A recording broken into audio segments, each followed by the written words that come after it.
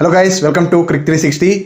Guys, మనం ఎన్నో రోజుల నుంచి అయితే ఒక అప్డేట్ కోసం అయితే వెయిట్ చేస్తున్నాం కదా. అదేంటంటే ఒలింపిక్స్లో క్రికెట్ కూడా ఉంటే బాగుంటుంది అన్నట్టుగానే ఐసీసీ వాళ్ళు అయితే ఎన్నో సన్నాహాలు చేశారు. దానికి తగ్గట్టుగానే 2024లో అయితే T20 world cup, men's world కప్ని అయితే అక్కడ హోస్ట్ చేయడం జరిగింది కదా, అలాంగ్ విత్ వెస్టిండీస్. సో ఇప్పుడైతే లాస్ ఏంజలస్లో 2028లో జరగబోయే ఒలింపిక్స్కి అయితే క్రికెట్ కూడా ప్రాతినిధ్యం వహించబోతుందని అయితే మనకి న్యూస్ అయితే వచ్చేసింది అనమాట. నిన్న ఐఓసీ ఉంటుంది కదా, ఇంటర్నేషనల్ ఒలింపిక్స్ కమిటీ వాళ్ళ యొక్క ఎగ్జిక్యూటివ్ బోర్డు అయితే ఆమోద ముద్ర అయితే వేసిందనమాట. టోటల్గా వచ్చేసి అక్కడ 6 టీంలు అయితే పార్టిసిపేట్ చేయొచ్చు అనమాట, both from mens and womens. అంటే 6 టీంలు మెన్స్ నుంచి, తర్వాత విమెన్స్ నుంచి. కాకపోతే ఆ క్వాలిఫికేషన్స్ అనేది ఎలా ఉంటాయని అయితే ప్రస్తుతానికంటే వాళ్ళు ఆ ఒలింపిక్స్కి వాళ్ళు డిటర్మైన్ ఎలా చేస్తారని అయితే టీమ్స్ని ఇప్పటికైతే మనకైతే న్యూస్ లేదనమాట. అది ఫర్దర్గా అయితే తెలుస్తుంది అనమాట. సో ఇటీవల కాలంలో మనం చూస్తున్నాం కదా, ప్రతి ఒక్క ఇంటర్నేషనల్ మల్టీ స్పోర్ట్స్లో వచ్చేసి మన క్రికెట్ అనేది భాగం అయిపోయింది కదా. లైక్ ఇప్పుడు వచ్చేసి 2022లో మనం చూసాం ఏషియన్ గేమ్స్లో, హ్యాంగ్జో వేదికగా జరిగిన గేమ్స్లో.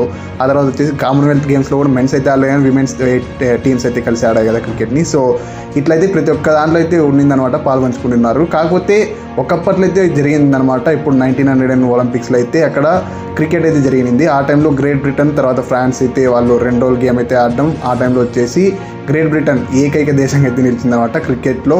ఒలింపిక్స్లో వచ్చేసి గోల్డ్ మెడల్ సొంతం చేసుకున్న దేశంగా. అంటే క్రికెట్లో అప్పుడు ఆ గ్రేట్ బ్రిటన్ వాళ్ళు వచ్చేసి ఫ్రాన్స్ మీద అయితే గెలవడం జరిగిందనమాట. సో ఖచ్చితంగా మనమైతే లాస్ ఏంజలస్లో ఒలింపిక్స్కి అయితే క్రికెట్ని అయితే అడుగు పెట్టించేసాం అనమాట.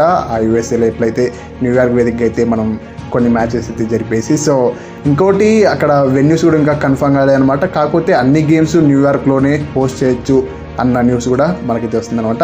ఇది ఈ అప్డేట్ అయితే. తర్వాత నెక్స్ట్ వీడియోలో కలుసుకుందాం. అంతవరకు సెలవు. Thank you so much for watching this video.